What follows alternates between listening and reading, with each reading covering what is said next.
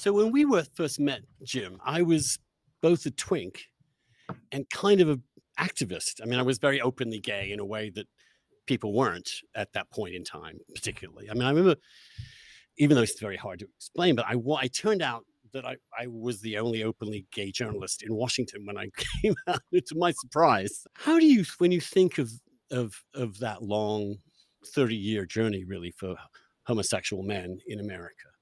Obviously, it's been an extraordinary shift. What are your thoughts about that? Do you miss the kind of gay male culture that we emerged into, or you particularly had experience in the old village of the old days? Yeah.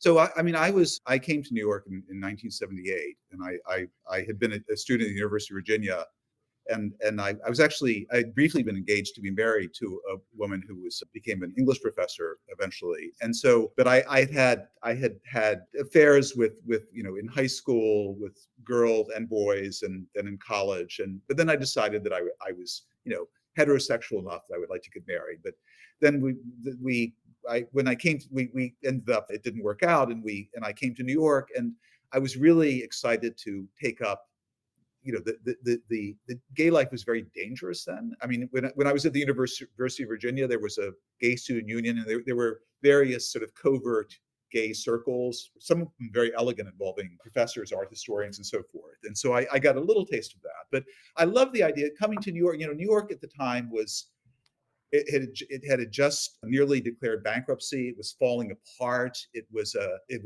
seedy, romantic, dangerous place. If you walk to the end of Christopher Street, which was the big, the gay ghetto, the big gay neighborhood, which was like unlike anything that anywhere else in America except maybe San Francisco, you would see the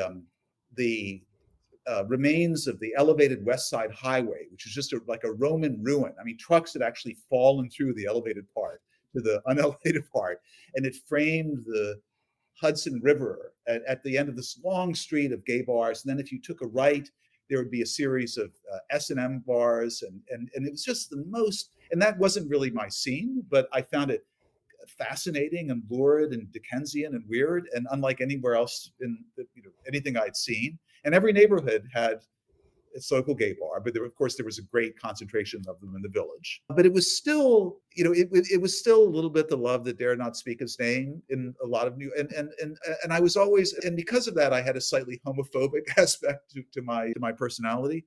And so now, I romanticize all of that and I miss it. And now it's all been normalized thanks to people like you who've done so much, are responsible for so much social progress.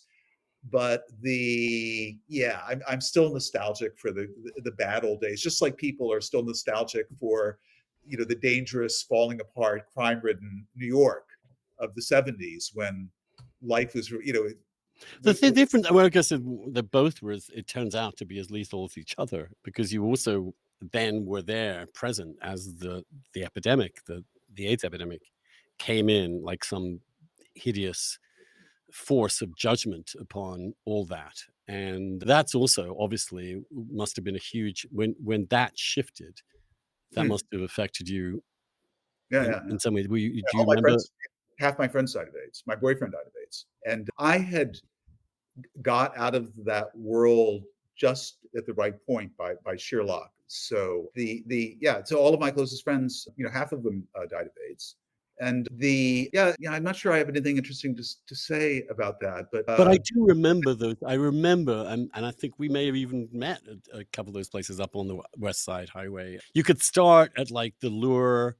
I think, did I ever see you in the Eagle? I must have seen you, or the Spike.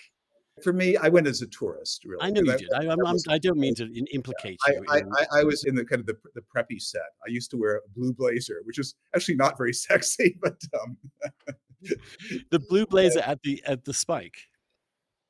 yeah, yeah, yeah. So I wouldn't. My ideal was Studio 54. When I came to New Right. York, the Studio 54 was in High Feather.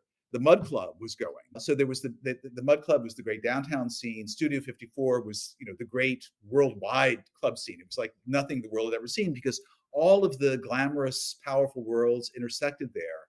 Entertainment and fashion and you would see the Jimmy Carter's mother, even, and Betty Ford, and Elizabeth Taylor was there every night, that's how I met Andy Warhol and all of that, and sort of people who were nobodies, young but stylish and reasonably good looking, could get in and mix in this world. And there were no people. That was before people had bodyguards.